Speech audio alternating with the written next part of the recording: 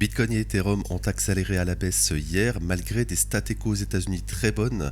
On va faire donc le point sur Bitcoin, Ethereum et ETH BTC qui sont sur des niveaux ETH et ETH BTC sont au niveau très intéressants. Donc n'oubliez pas donc également cet après-midi data extrêmement importante, l'inflation. On va faire donc le point sur tout cela tout de suite. Alors avant cela, n'hésitez pas à rejoindre notre groupe privé qui vous permet donc d'avoir la liste de toutes nos positions donc avec les points d'entrée et de sortie sur la crypto indice Forex matières premières, également des vidéos réservées au groupe, le Discord bien sûr du groupe privé, live hebdo de formation, etc. Pour cela, vous pouvez, encore une fois, je le redis, accéder au groupe totalement gratuitement et sans engagement en ouvrant un compte tout simplement chez Vantage, notre partenaire. C'est tout simplement l'affiliation qui finance l'abonnement. Donc tout simplement, vous devez cliquer sur le lien ici depuis notre site idena-bourse.com. Vous ouvrez ouvrir un compte sur Vantage, vous faites le KYC, etc. Vous faites le premier dépôt. C'est le premier dépôt qui vous permettra donc de débloquer entre 2 et 6 mois offert. Voilà, donc tout est en description, c'est bien sûr sans engagement, vous êtes totalement maître de vos fonds, je le répète. Vous pouvez suivre nos conseils ou non également, si vous êtes totalement libre bien sûr. Voilà, tout est dans le site, vous avez également l'abonnement mensuel, un classique, sans engagement également. Voilà, donc le site est en description, tout simplement, idena-bourse.com. Également le Discord, je le rappelle, le Discord de la chaîne donc, qui est ouvert à tous. N'hésitez pas à nous rejoindre. Également, si vous aimez notre contenu, n'hésitez pas donc à vous abonner, à liker, ça soutient énormément la chaîne. Et encore une fois, merci à ceux qui le font. Donc hier, on a eu d'excellentes stats échos. On a eu donc les commandes du bien du... Alors c'était, pardon, oui, ici... Voilà, commande de biens durables donc qui a été bien meilleure que prévu. On attendait moins 0,5, on a eu 2,9. On a eu le PIB. PIB, on était à 3,3. On a finalement le PIB final est à 3,8, bien au-delà des attentes. On a également les inscriptions au chômage. On attendait 2,35. On a eu 2,18, donc encore une fois, à court terme, ça baisse. Regardez, les inscriptions chômage, elles baissent. Et malgré cela, les cryptos, les indices aussi, regardez les indices, SP500, ils ont fait une jambe baissière, tout simplement. Donc voilà, il n'y a pas de stat écho bonne ou non, je veux dire, le marché quand il veut aller chercher un niveau, il va le chercher, quelle que soit la stat écho, voilà, même si elles sont très positives. Donc cet après-midi, on aura donc le core CPE, donc l'inflation. Voilà ici, core CPE. On aura également intéressant, ça sera donc les revenus des Américains. Voilà, ça sera très intéressant aussi. Voilà, dans le contexte donc des taux d'intérêt élevés, etc. Les Américains qui sont très endettés, surtout avec des taux variables. Donc ça sera vraiment intéressant de suivre cela. Mais bon, pour le moment, ça sera une non-news. Ça reste stable, les revenus. Les revenus aux États-Unis. Et donc le corps PCE, on attend moins 0,2%, enfin plus 0,2%, mais une baisse par rapport au mois précédent. Voilà, ça sera vraiment à suivre. Comme j'en ai parlé plusieurs fois déjà, le corps PCE, alors il a un mois de retard, on va dire, sur les prix à la production. Par exemple, en janvier, prix à la production, ici en janvier, forte hausse. En mai, hausse également par rapport au mois précédent, et là après on aura le mois de juillet. Mais donc ça veut dire que le mois de février et le mois de juin sur le corps PCE devraient être en hausse, et c'est ce qui s'est passé. Regardez, février, juin en forte hausse, en hausse par rapport au mois précédent. Et donc en prenant cette logique, le mois de juillet était en forte hausse sur le prix à la production, encore une fois, et donc mois d'août, les stats de cet après-midi, on attend une baisse à 0,2. Ce qui paraît, on va dire, surprenant vu cette logique. On devrait être au moins à 0,3, voire plus. On devrait avoir peut-être une mauvaise surprise. Voilà, ça sera vraiment à suivre parce que ça marche assez bien. Les prix à la production, c'est vraiment une donnée avancée, bien sûr, de l'inflation. Donc, avoir une baisse, paraît assez peu probable, mais un peu comme hier, finalement, voilà, peut-être que l'inflation sera peut-être mauvaise et finalement on va faire une jambe haussière, tout simplement. voilà, si le marché veut rebondir, il va le rebondir. Il va faire un stress move avant, avec l'annonce, à l'heure de l'annonce, et ensuite il va prendre tout le monde à contre-pied, tout simplement.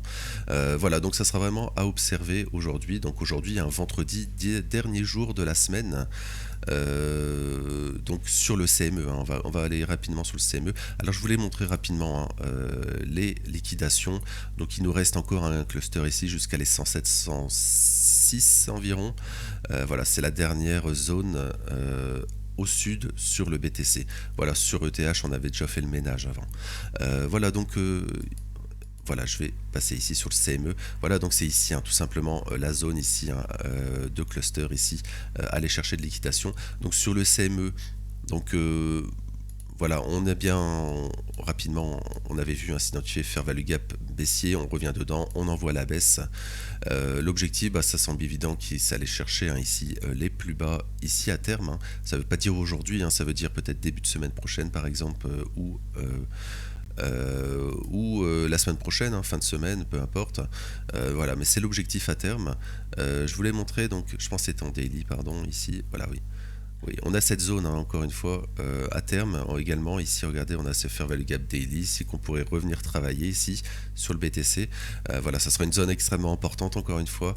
Une zone de rebond probable, hein, probable. Je vais passer également sur ETH sur le CME parce qu'il va clôturer, hein, ce soir. Donc on est également toujours dans cette zone, hein, de fair value gap ici daily, très intéressant. Voilà, ETH reste plus, on va dire, stable, on va dire. Donc très intéressant, hein, sur ETH. Je le répète, voilà, on s'est arrêté, hein, juste avant ici, les ATH sur le CME, ce qui m'invite à toujours à penser, hein, sur ETH qu'on va aller chercher un ATH ici, hein. Voilà, mais on y reviendra dans quelques minutes. Alors on va aller sur BTC. Voilà, BTC, bah, on en avait parlé, hein, on est revenu dans ce fair value gap ici, on se fait rejeter. Voilà, on a eu l'accélération. On avait dit qu'il fallait donc réintégrer, hein, cette zone hier, ce qui n'a pas été du tout le cas. On a vraiment accéléré à la baisse. Voilà, voilà, hier on disait on pouvait faire ici la dernière prise de stop ici. Et là, il faudra avoir une réaction. On a une petite réaction, mais finalement, avec l'ouverture, les stats échos, etc., on a eu l'accélération à la baisse hier sur BTC. Alors aujourd'hui, on pourrait, hein, tout simplement rebondir avec peut-être une belle interprétation des stats échos. Voilà, on pourrait peut-être rebondir et finalement, au week-end, rester peut-être dans ce fair value gap ici qu'on va créer, c'est également possible. Et peut-être début de semaine prochaine, aller chercher finalement les plus bas ici pour ouvrir le trimestre et le mois, donc mercredi, le mois d'octobre et le quatrième trimestre, ouverture, et donc peut-être rebondir en début de trimestre et mois d'octobre. Voilà, donc peut-être faire ça début de semaine prochaine pour ensuite rebondir. Donc sur le quatrième trimestre, mois d'octobre, etc. Parce qu'on le verra sur ETH et ETH BTC, on a des niveaux très intéressants à aller chercher à court moyen terme. Voilà, donc pas grand chose d'autre à dire finalement, hein, sur BTC. On est vraiment, il ne faut pas se faire rejeter, hein, tout simplement, encore une fois, dans cette zone, hein, où on va arriver, hein, dans cette zone de fair value gap. Ici, on pourrait y revenir. Attention de ne pas refaire une nouvelle jambe baissière et reprendre ici tous ces lots ici. Je regarde rapidement en 4 heures. Voilà, mais je pense que c'est la même chose. Voilà, on y est également, hein, zone de fair value gap. Alors je vais plutôt le mettre comme ça. Voilà, zone de fair value gap ici 4 heures. Voilà, on y est. Attention à pas faire un rejet pour faire la continuation baissière à court terme, encore une fois. Voilà, mais on pourrait, hein, rebondir aujourd'hui dans cette zone, hein, totalement possible. Surtout, on est en fin de semaine. La semaine a été négative, hein, vraiment, et c'est la dernière chance, hein. Alors c'est pas très visible. Je vais bien zoomer ici. Voilà. Voilà, c'est la dernière chance, hein, en weekly, enfin en tout cas sur le CME, d'aller chercher, hein, de retenir, on va dire, de clôturer dans ce fair value gap, hein, haussier, et le sauver pour espérer aller plus haut ensuite, hein. Sinon, bah, c'est tout simplement, on a été chercher, on a fait la prise de liquidité au nord ici. On retrace, on retourne, mais dans le fair value gap weekly où on se fait rejeter, et donc l'objectif, bah, c'est la liquidation, hein, comme on vient de le voir, la zone de liquidation vers les 106, 107. Voilà, moi je pense pour le moment c'est ce qui semble se tramer, hormis grosse surprise aujourd'hui, c'est-à-dire réintégration, hein, de cette zone. voilà, avec la clôture, hein, du CME, je le répète. Voilà, mais sinon, c'est vraiment ce qui semble, voilà, aller chercher, on va dire, ces niveaux sur BTC. Voilà, mais rien n'empêche donc aujourd'hui, à très court terme, un retracement à la hausse sur les cryptos et sur BTC. Donc je vais enchaîner par ETH. Alors ETH, on a vu le CME, hein, on est arrêté juste avant l'ATH, et également c'est le cas sur ETH en euros aussi, hein. ETH en euros, on s'est arrêté aussi juste avant ici. Voilà, donc je pense qu'à terme on ira refaire, on est encore positionné, hein, pour refaire un lien avec le groupe privé. On est positionné, hein, toujours sur ETH. Donc si vous avez accès au groupe privé, vous aurez bien sûr tous les détails. Bien sûr, on est positionné, hein, depuis plusieurs mois. Alors c'était depuis le mois de mars, il me semble. Donc ça fait plusieurs mois, bien sûr, on a pris vraiment toute la hausse. Et en fait, tout ce qu'on fait, c'est manager la position, hein, tout simplement. J'en avais déjà parlé, hein, dans les derniers briefs, par exemple, sur les ATH ici. On a vendu, par exemple, on s'est couvert tout simplement, on a hedgé la position, c'est-à-dire qu'on a pris 50% de profit de la position et on a pris 50% de short. Donc on a bien pris, hein, la baisse. On a managé, il me semble, environ d'ici, on avait repris un peu à l'achat, on avait fait l'inverse sur la prise ici, etc. Donc on manage à court terme, hein, les positions. Et là, hier, on a repris, hein, sur la prise ici du fair value gap ici. Voilà, retour dans ce fair value gap ici. Donc on a repris, hein, je ne sais pas si c'est visible, voilà, ici très légèrement, on a baissé notre exposition short pour reprendre une exposition un peu plus forte longue. Ça ne veut pas dire qu'on a bottom à court terme, hein. On pourrait, hein, très bien continuer à travailler cette zone, hein, sur ETH. Voilà, cette zone ici. Je peux la laisser, pourquoi pas. Voilà, on pourrait continuer, hein, tout simplement, faire cette zone. Voilà. Alors, ce qui est très intéressant sur ETH, c'est qu'on est toujours, hein, tout simplement dans ce fair value gap ici weekly, hein. Voilà. Peut-être qu'on va le combler, enfin probablement on va peut-être, hein, le maintenir, ce qui est extrêmement positif. Et peut-être, hein, semaine prochaine, aller chercher encore une fois le plus bas de la semaine, peut-être si c'est ici, hein, je ne sais pas. Mais on pourrait très bien donc voilà, refaire une jambe baissière pour que BTC va chercher toutes ces liquidations ici à 106, 107. Et donc toujours, hein, les objectifs à terme sur ETH. Voilà, c'est toujours aller faire un ETH comme on a vu sur le CME et également sur l'euro, en euros, ETH euro. Voilà, qu'est-ce que j'avais d'autres choses à dire? Voilà, ici on n'a pas fait, hein, le fair value gap, peut-être à terme ça sera un objectif. Alors, on a clôturé alors, c'était en weekly, pardon. Donc on va dire c'est pas correct, hein, voilà. On est toujours, hein, dans ce fair value gap, je le répète. Donc finalement pas grand chose d'autre à dire, hein. Si le Bitcoin rebondit ici, ça sera très positif bien sûr. Pour ETH, je regarde rapidement l'ouverture, mais voilà, après on pourrait toujours travailler cette zone, hein, de fair value gap daily. Voilà, donc je pense que ça sera tout pour ETH parce que finalement voilà, attention à pas se faire rejeter ici à court terme, mais tout simplement, ça sera tout simplement Bitcoin qui va mener la danse comme d'habitude. Alors ETH-BTC c'est extrêmement important parce que voilà, on a vraiment pris ce niveau, donc on est toujours dans cette zone, hein, de fair value gap, enfin de fair value gap. En fait, on retrace, on va clôturer, hein, je le répète, mardi, la zone, enfin le fair value gap trimestriel. Pour le moment, on a un rejet ici, hein, on a la mèche ici parce qu'on a voilà, on a la mèche en trimestriel. Pour le moment, on semble clôturer en dehors du fair value gap trimestriel. Voilà, c'est très intéressant parce qu'on pourrait tout simplement, en début de trimestre, aller peut-être rechercher le plus haut du trimestre précédent, toujours dans ce fair value gap, et aller chercher finalement ce fair value gap mensuel ici, hein. Voilà, aller faire ça. Et ensuite, extrêmement attention à ce niveau, je le répète. Il faudra faire extrêmement attention si on fait ça en début de trimestre. Voilà, tout simplement, voilà, on s'est arrêté juste avant le fair value gap mensuel, encore une fois, je le répète, sur ETH-BTC. Donc peut-être faire ça. Et là, il faudra faire attention de ne pas faire ça. Et ensuite, le gros retracement ensuite en fin d'année. Extrêmement attention parce que je pense toujours sur Bitcoin, hein, on peut retracer en fin d'année. C'est un peu comme sur l'or, etc. On est vraiment sur des niveaux, voilà, regarde, on retraçait. On en parlait, hein, qu'on était totalement hors des bols de Bollinger. Ici, pour le moment, on retrace. On est en fin de trimestre, justement. Donc, extrêmement attention, hein. Si on regarde en 6 mois, c'est la même chose. Regardez en 6 mois. On est totalement hors des Bollinger sur BTC. Donc, moi, ça m'invite toujours à penser qu'on peut vraiment retracer d'ici de la fin de l'année sur l'or, sur MicroStrategy par exemple, je vais aller rapidement faire le parallèle.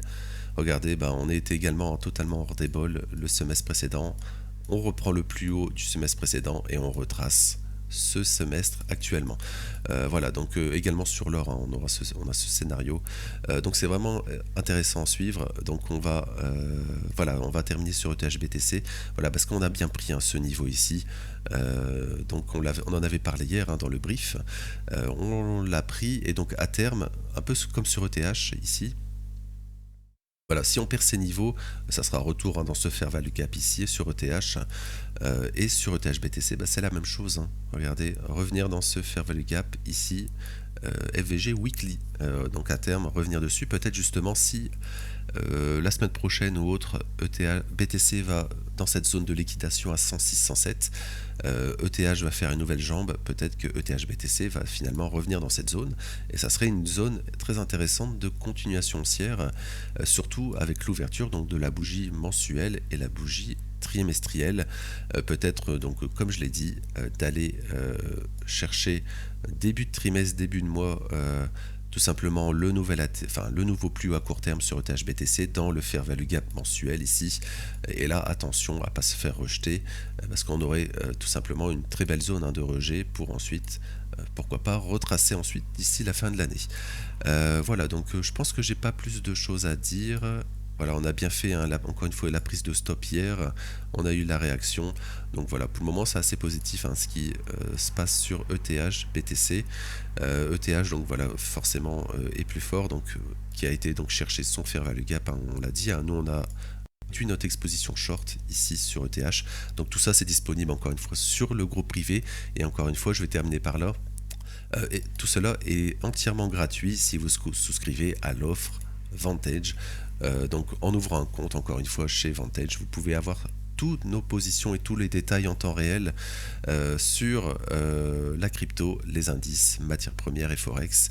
Vous pouvez donc avoir totalement gratuitement, encore une fois, entre 2 et 6 mois offerts en fonction de votre premier dépôt. Voilà, donc n'hésitez pas à nous rejoindre, c'est vraiment intéressant, c'est vraiment du gagnant-gagnant. Simplement, le dépôt, vous êtes totalement libre, vous pouvez le retirer bien sûr quand vous souhaitez, vous pouvez suivre nos conseils ou non. Voilà, vous avez également tout le reste hein, sur le groupe privé.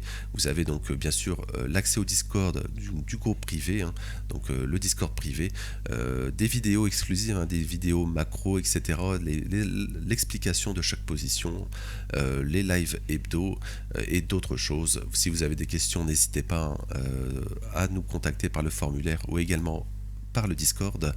Le lien donc de notre site est dans la description. Encore une fois, merci à ceux qui like également et qui s'abonnent. Je vais m'arrêter là pour aujourd'hui, donc je vais vous retrouver demain pour le brief, donc samedi, pour le brief crypto. Donc je vous souhaite donc une belle fin de semaine et merci.